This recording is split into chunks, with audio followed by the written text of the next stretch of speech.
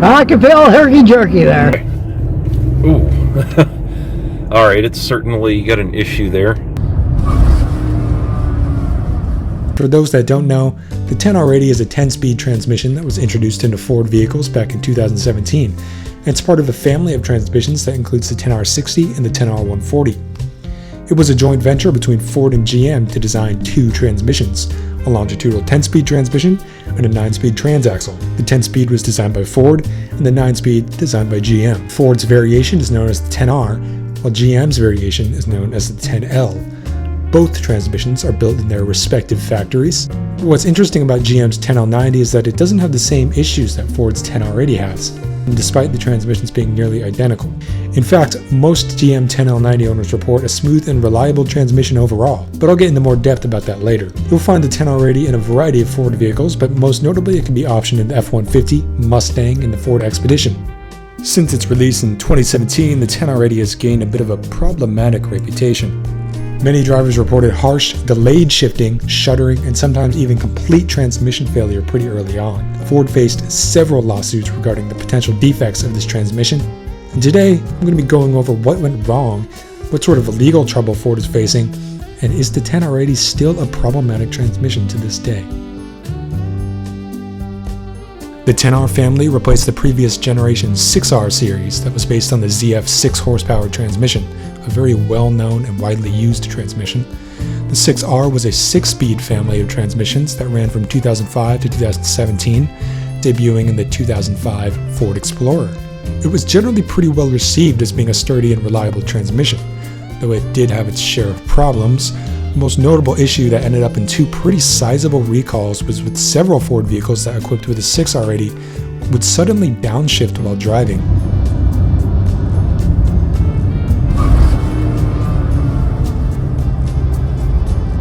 And in some cases it would even lock up the rear wheels. Here's how a driver describes the issue.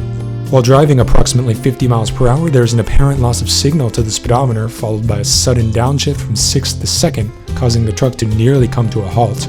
Happens very randomly and intermittently, almost caused an accident a couple of times. On one occasion, the truck was in drive, I was pressing the accelerator, and the truck would not go anywhere. Put it in park, turned it off, and back on, and then it was fine.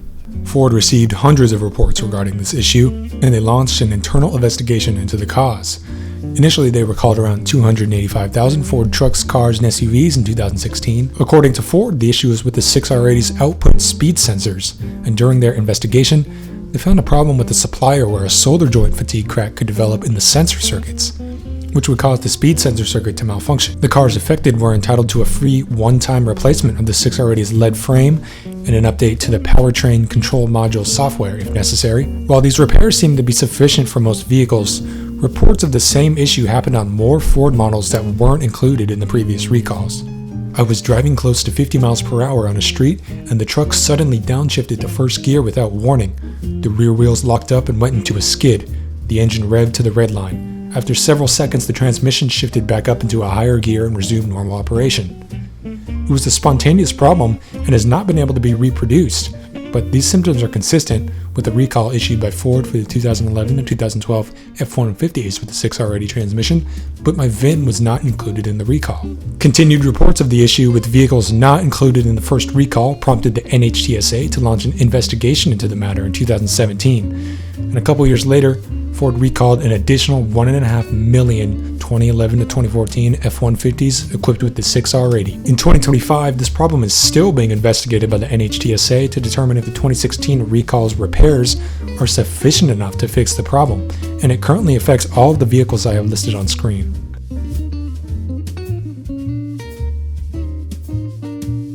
The 10R80 is based on the very well-known and widely used ZF 8 horsepower transmission. Thanks to its 10-speed nature, it's quite a fuel-efficient transmission while also being able to deliver great performance.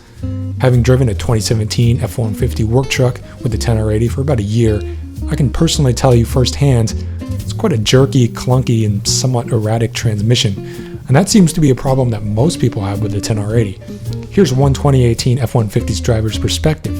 My 2018 Platinum was rock solid until it wasn't. One day while accelerating to pass into a 35 mile per hour zone, it downshifted so violently the rear tires locked up momentarily.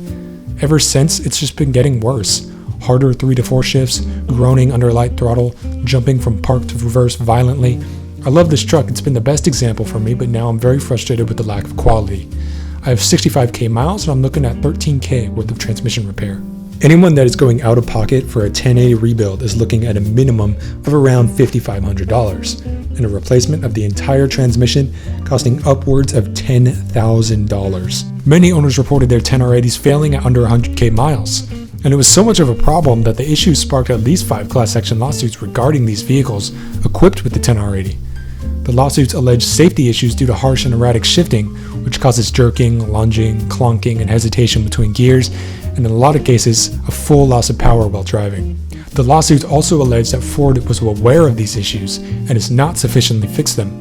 Additionally, Ford has allegedly refused to replace or recall the 10R80, and dealerships tell owners that the behavior of the transmission is completely normal. In 2024, 3 of the 5 lawsuits were dropped because the plaintiffs never contacted Ford about the alleged problem. However, one of the class actions will continue based on allegations related to state law, breach of warranty, and fraudulent concealment. As of today, this lawsuit is still going on, and updates are very slow. So with all that aside, what exactly was the problem with the 10R80? Well, according to this technical service bulletin released by Ford, the problem lied with the CDF drum, which is a cylinder that houses the C, D, and F clutches, and more specifically, due to a faulty design, the bushing inside the drum was susceptible to being pushed out of place due to the heat and pressure generated during operation, particularly in high performance or heavily loaded vehicles. That displacement could then lead to the transmission compensating by overworking the valve body, causing the valve and bores to wear prematurely due to excess clunk and jerkiness.